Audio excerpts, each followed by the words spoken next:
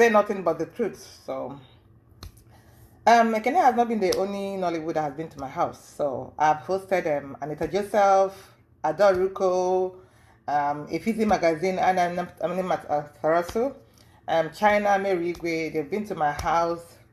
They come in here to shoot movie. I've never had any issue with nobody. Anybody that knows me know that I'm the very kind of person I accommodate people. I love. I have enough love that will last me for the whole entire life. So that is the kind of my personality. So when she reached out to me, because I had a post about my ex-husband that I posted online. So she saw it and was like, oh my God, did this guy left you? Oh my God, he's so wicked. After all this, after all that. So she started, ranting. I was like, oh wow. But, I met Ekene through my ex-husband, and they were like daughter and father relationship. Uncle. That's what I know about what he calls him. So then she called me and was like, I was like, okay, thank you for reaching out to me. I appreciated that. So that year, February of that year, she posted me. That was in 2024. She posted me my birthday, February. She posted me a happy birthday. And she wrote there so many nice things about me, because, like I said, we've been talking before. So I was like, oh God, thank you so much. I really appreciate that. I said, okay, that I will return this gesture. Anytime you come to US, I will host you. Or I can even send you a wedding gift. Which one do you prefer? And then she started shouting, oh, Mary, Mary, Mary, Mary, Mary. Oh my God, God has answered my prayer. That she was just praying now, that she wants to come to US, and that her condition, this and that. Oh, she has gone to the embassy several times. They didn't give her a visa. I said, okay. I said, you have an agent now? She said, yes. I said, okay, no problem. I'll send the invitation letter to you for you to come. She was like, oh my God, God bless you. Thank you. So I followed up with the invitation letter. Those receipts will be online later. So I sent the invitation letter. I was following her up. She will call me. She will say, oh, she's scared. I don't know. I said, don't worry. Every information I gave them is clear, because I pay my taxes and I am a bona fide citizen. So it will go clear. No problem. So when she went for the interview, she called me. She was rejoicing. The mother called me. Everybody, she was on the phone with the mother. They were thanking. No problem. She told me when she's coming in. The day she said yes, she's coming. That was in April. She missed her flight. That day I didn't go to work. So when I found out that she missed her flight, I also missed my work, because I didn't go to work. I lost money. Know that. So that one, by the way. Then she told me that next date. Then only for her to call me in the middle of the night. Oh, the husband got a new ticket for her that she's coming in the next day. So the next day I went and picked her up from the airport. Even before, let me back forward. Before she came, I already told, she got her visa and she confirmed that she's coming to my house. I told this my friend now that she's flaunting on Instagram all over, that someone is coming to my house. He said, no, she doesn't want anybody. I said, this person is a good girl, very churchious. You will like. I said, no, she doesn't want anybody. Oh, this is the new house. You don't need anybody here. I said, don't worry, this one is good. So I said, you will like her. She's your Catholic, because the person in question is Catholic. You will like her. She's your Catholic sister. I showed her a picture. She started shouting, oh my God, she likes her. Oh, she's the one. I said, okay. But do you know one thing I want you to do for me? When she comes in, please, can you help me take her to church? I don't go to Catholic. And I don't even go to church like that. Like I'm devil's last baby. You can call me that. So I don't go to church. I said, please help me take her to church, because I won't have time to be taking her to church. He said, no problem, she will do that. Okay. When she came in, I came in, picked her up, brought her to my house. We are living happily, no problem. Everything on Sundays. She will go to church on Sunday. My friend would take her, come back and everything. So all things were good. There was no issue. We were just having fun. There was no problem. So I asked her about her hospital papers that she came with. She said, oh, she forgot. I said, how are you going to register without the hospital papers? So what I had to do was keep calling some hospitals to register. They were like, oh, that she's already far gone, that this and that, they can't take her. So I had to call my own hospital. And they registered her. And then we started the antenatal. We started the process from that April till the time she had her baby, this girl never missed any appointment. I would take her. I always schedule her appointment in the morning so that it will be easy for her to fast if there's any lab work, so she can fast and then go for the lab. So I never even called the hospital to reschedule, because I work at night, get up in the morning, rush straight to the house. I'll call her, get down. I'm coming in the next 35 minutes. Please get ready. We're going to the hospital. That was my routine every day, because of the pregnancy is almost, so the schedule was almost every week. So I was always on the road with her. The husband would call me, say she has never seen anybody like me. The mom would call me, and the mom would just like, God, is there people like this that exist and everything? And I was just like, okay, that is nothing. In your mind, in the mirror, why? It's nothing. I don't see that as anything. So, later on, the husband called me and said, oh, that he wants me to take her to either McDonald's or anywhere so that she can just take picture at least with some of my friends. He doesn't know anybody in America. Nobody. He came to my house. He doesn't know a single person here. If she has uncle, auntie, I did not see them. I did not see nobody. So I said, no problem. So after I got off the phone with her husband, I called her. I said, I don't want it to sound as if because your husband already called me and said it, and you don't know the plan, because immediately she confirmed her ticket, I started plans on her baby shower. I organized my friends. I live in Baltimore. I'm the type that I come out for people. I am always there financially, otherwise for my friends. So for the first time I'm doing something like this, everybody wanted to come in and help me. Everyone. I opened this WhatsApp page that she didn't even know about. They were putting in money. Thousands of dollars. Even Baltimore recorded it today that there is no baby shower that have recorded that kind of amount of money. Those are my friends, and that's how I treat them. So I have to open the WhatsApp group and showed her, I said, this is what I'm doing. You don't even know about it. And this is the flyer. She fell on the ground, held me on my feet, and she was like crying. She said, oh my God, I said, you're pregnant, don't do this. Get up. And she held me on my feet. She was crying. I held her, I got her up. I said, it's okay. That is why we are sisters, that's fine. From that day, every money that they sent on that group, I sent it to the husband and to Ekene. That was how transparent I was. The husband has a copy of that money. Ekene has a copy. I didn't put Ekene's name on that. I didn't put Ekene's name on the WhatsApp because she didn't want people to get her number. So he knows everything that was happening. Every money contributed. I said, this is the person. No, this is the person, because she was planning on how to sew clothes for them. He sold clothes for all of them, all the people that contributed. He sold clothes for them. He bought me hairs and everything when she was coming. So then the clothes, he sold them. He called a person for the clothes and started telling them what to do, how many clothes that they should package and send through FedEx, because he wants to use it as souvenir, for all the things. So that's by the way. So we were all living happily together, no issue, no problem.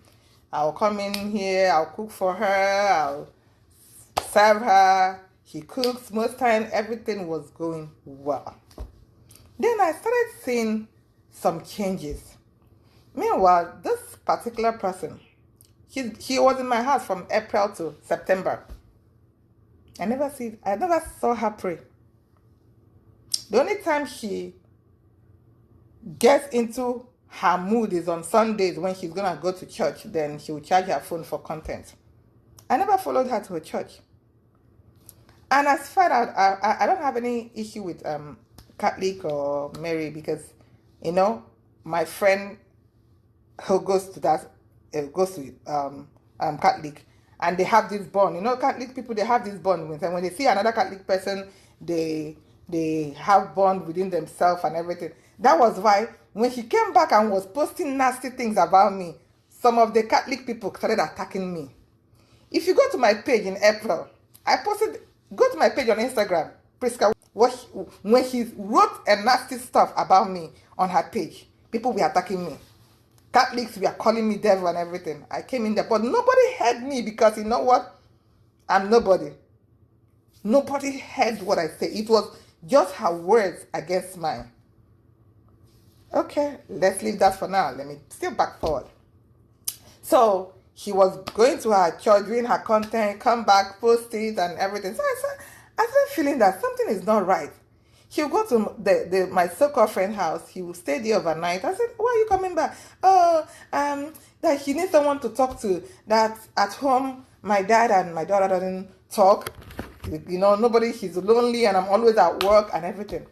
I said, okay, do you want me to reschedule my schedule so that I can just be staying home with you? She said, no, it's okay, it's okay. But when I come back home, we still have gist. In the morning, we'll talk. He would gist and everything, we'll talk. So I was like, okay. I didn't see anything wrong in her staying with my friend because I already told my friend, please help out. And she was doing everything. My friend will buy groceries. She will buy a whole lot of stuff. She will stock the house for getting. She did a lot. She did a lot too because I will not come in here and bash anyone, but I'm just saying my truth. So at the baby shower, after the baby shower was great. That was the best baby shower ever. They sprayed her lots and lots of money. When we came back from that baby shower, I took the whole money and gave her. He was like, oh, sister, no, sister, no, I don't want you. Please take the money. You did everything for me. No. I said, no, Ekene. That was the money sprayed for you. That is it. Later on, we are going to arrange the one on WhatsApp, go through the ones on WhatsApp, and we'll use it because you're going to do baby christening when the baby comes in. Then the remaining one, you take it home. Because I don't want to call my friends again to come and start contributing money. We arrange on that. She said, no problem, sis, no problem. Oh, I don't even want to go into that WhatsApp. I said, no. Anyone that comes in, just look at it. So she told me about this particular lady that is coming to help her with the baby. I don't want to call her name out because she's an elderly woman. So for that respect, let me just leave her out of this. Like I said, my focus is only on Ekene and I'm not going to call any irrelevant names.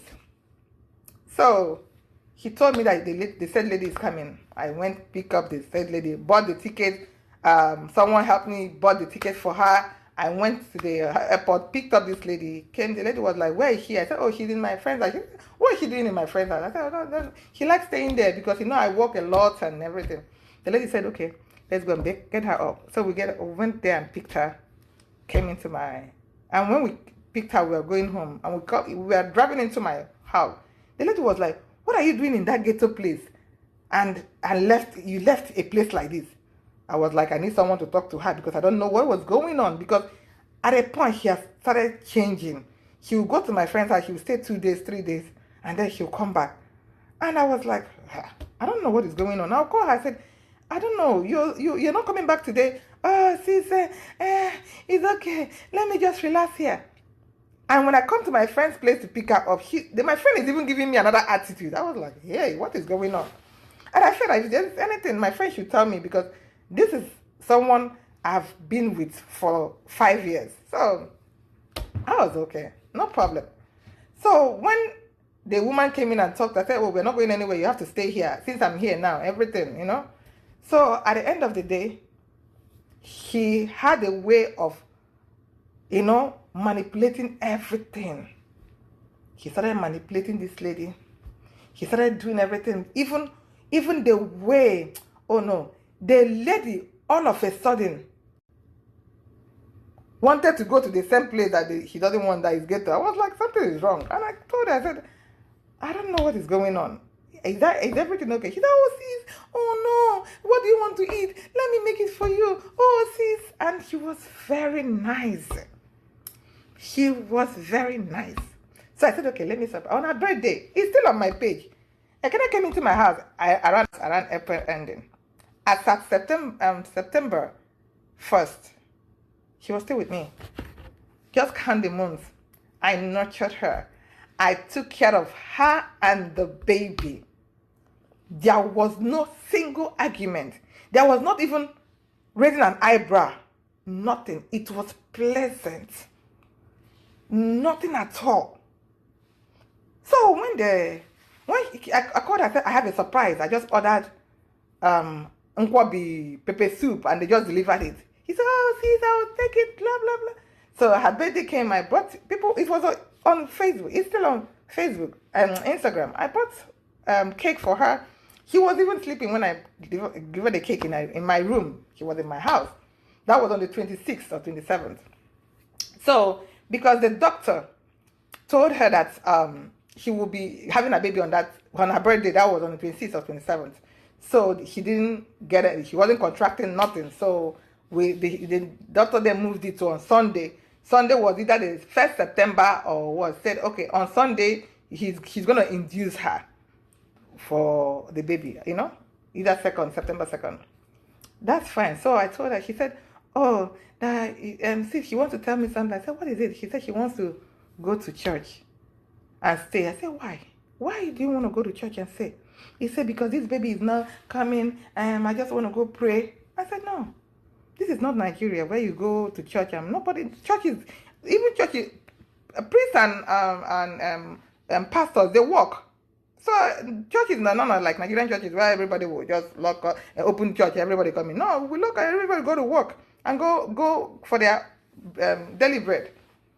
I said, no. And moreover, when you came in here, you told them that you're coming to my house. So you are my responsibility. I won't allow you to go anywhere. And moreover, on Sunday, next tomorrow, we're going to the hospital. So for this baby. So why not wait? The doctor already said that she's going to induce you. And she said, oh, okay, can I go to that my friend's house? I said, why? What is going on? Why are you running away from here? Did I do not anything to you? She said, no, Elsie, you've been so nice. I can't even ask for a better. Oh my gosh. I said, okay, so what is going on? He said she just want to stay there in case she started having contraction that someone will take her to the hospital. I said, even if you start having contraction and they call 911, you're not going to have your baby here until they get you to the hospital. So everything, someone is in the house. My dad is there. My daughter is there. They can call me. And I already told the said lady, I told my friend that if anything, and I call you, please run to their house because we don't live far apart. Someone that has already made up her mind, there's nothing you can tell her. I don't want her to have problem because we've never had any issue before. I thought, okay, I trust that my friend, you can go there and stay. I know he will take you to the hospital. If that will make you happy, he greeted me and everything. He said it's okay. So I said, okay, what will happen? I will drop you off there. He said, no problem. So I went into sleep because I came in that morning. So I went into sleep. So when he woke me up, he said, oh, my friend got Uber. I said, why would she get Uber? She knows that I have to get off her place to work. So I will still drop you guys there. So why would she get Uber? I said, no, I don't like this idea of making her get Uber. She has already done a lot for you and I. You understand? So making her get Uber is her getting off, making more expenses. I don't like it. And I don't want her to get angry about it. He said, no. Yeah, it's okay. We'll go. I said, okay. Since you guys are going to the store, like he said, that's why he got the Uber. Leave your bag, pregnancy bag. I will bring it to her house. I'll drop it over in her house. He said, okay, no problem. And I went back to sleep. Waking up from sleep, I didn't see the pregnancy bag that asked her to leave. So apparently she carried it. So I was like, okay, what did you, I said, I called my daughter. I said, did anybody carry a bag? He said, oh, and Ekene took the bag with her. I said, but they're going to the store. So why would she take a bag when she's going to the store? Because stores, you don't carry a bag like that in the store. They will ask you to drop it somewhere. So I don't want her to go through that stress. So I was confused. Then I called the so-called friend. I said, Ekene is coming to the house and you got her Uber. Why will you get her Uber when you know that I'm going to work today and I can drop her off in your house before? He said, I don't know why she even made me spend this money. I don't like this. I said, sorry. That was what I was telling her. Please, I was apologizing on this girl's behalf. I said, it's okay. Do you know why? She has been behaving weird. I don't know what is going on with her. Can you help me ask her what is going on? because maybe she doesn't want to open up to me. She can open up to you as fellow Christian, fellow Mary's goer, Catholic person. She said, okay, she will ask her when she gets to the house. Okay, that day I went to work. I was waiting on my phone till the kingdom come. This girl did not call me. I said, is this that this is almost 11 p.m. This girl has not gotten to the house. So I called her, she didn't pick up. So I called the son. The son said, oh, my mom came back a long time. She came and took Auntie Ekene and the other lady. They went out. I said, what? I said, she came already. She said, yes. I said, okay. Said, I tried calling my friend. I said, hey. He picked up then. I said, Alpha, now I asked you to ask something for me. He said, I've not gotten to the house yet. I've not gotten to the house. When I get to the house, I will let you know. I'm not. I said, that was the first time this girl has lied to me. I was shocked. I said, you've not gotten to the house. I just called your son. Your son told me that you came and picked up Ekene and the other lady, that you guys went out. He said, hey, Adama, leave us alone, leave her alone. Leave her alone, leave her alone. My dear was shocked. I off the phone. When I off that phone, I started thinking in my head, I said, wow, this is a mistake. I've already caused a whole lot of stress on myself. So, after that, the next day she started calling me, I didn't pick up. Ekene called me, I didn't pick up because I've seen that this was a planned deal. They planned all these things together. I didn't pick up. I just kept quiet. I didn't say nothing. Then the girl called me repeatedly. She called me more than 100 times on my phone. I didn't pick. Then she told me, since you don't want Ekene in my house, I'm gonna drop her off now. I'm gonna drop her off anywhere that she wants to go. I don't want anything to do with her again. Let me go drop her off. My dear. When I got that message, fear held me. I said, this is a girl that came into this country. She doesn't know nobody. Not even a single soul. Even that my friend that she's with, she doesn't even know her. At least I am the only person she knows. I cried. I said, okay, where is she? I said, I didn't want to call her to start getting back and forth with her.